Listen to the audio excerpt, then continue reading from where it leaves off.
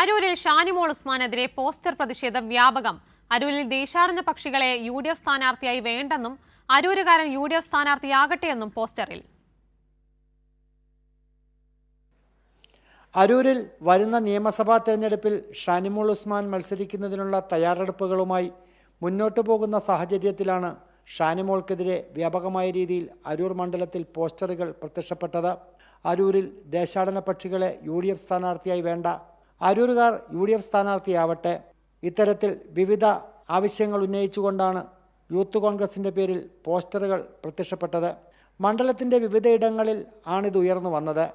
Party വളർത്താൻ അരൂരുകാരും ലാഭം കൊയ്യാൻ പറന്നിറങ്ങുന്നവരും എന്നാണ് പോസ്റ്ററിൽ സൂചിപ്പിക്കുന്നത്. ഇത്തരത്തിൽ ഷാനിമോൾക്കെതിരെയാണ് അരൂരിൽ നിന്നും പൊതുവികാരം ഉയർന്നത്. കഴിഞ്ഞ 2 തവണ ഷാനിമോൾ അരൂർ മണ്ഡലത്തിൽ മത്സരിച്ചിരുന്നു. അതിൽ ഉപതെരഞ്ഞെടുപ്പിൽ മാത്രമാണ് ഷാനിമോൾ വിജയിച്ചത്. അതിനുശേഷം ഷാനിമോളെ മത്സരിപ്പിച്ചാൽ പരാജയപ്പെടുമെന്ന് അരൂർ മണ്ഡലത്തിൽ നിന്നും നേതൃത്വത്തെ അറിയിച്ചുവെങ്കിലും വീണ്ടും ദലീമ ജോജോയുമായി മത്സരിച്ച് പരാജയപ്പെടുകയായിരുന്നു. അരൂരുകാരായിട്ടുള്ള DCC സെക്രട്ടറിമാരും അംഗങ്ങളും ഉണ്ട് എന്നിരിക്കെ എന്തിനു വീണ്ടും ഷാനിമോൾ ഉസ്മാൻ മത്സരിക്കുന്നു എന്നാണ് പ്രവർത്തകരുടെ ചോദ്യം. DCC അംഗമായ S Rajesh, DCC secretary K Rajeevan, DCC അംഗം അരൂർ SM അൻസാരി, തീരദേശ സഭയുടെ പ്രതിനിധിയായ മാത്യു പള്ളിപ്പുറം തുടങ്ങി നിരവധി പ്രാദേശിക നേതാക്കളുടെ പേരുകളാണ് ഇപ്പോൾ ഉയർന്നു വരുന്നത്.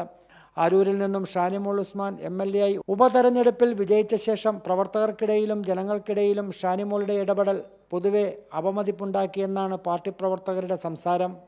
ഇത്തരം വികാരം ഉയർന്നു വരുന്ന സാഹചര്യമായതുകൊണ്ടാണ് ഷാനിമോൾക്ക് ഇനിയും സീറ്റ് നൽകേണ്ട എന്ന് അരൂരത്തെ കോൺഗ്രസ് നേതാക്കളും പ്രവർത്തകരും ഒരുപോലെ ആവശ്യപ്പെടുന്നത്. ഷാജഹാൻ, കൈരളി ന്യൂസ്, ആലപ്പുഴ.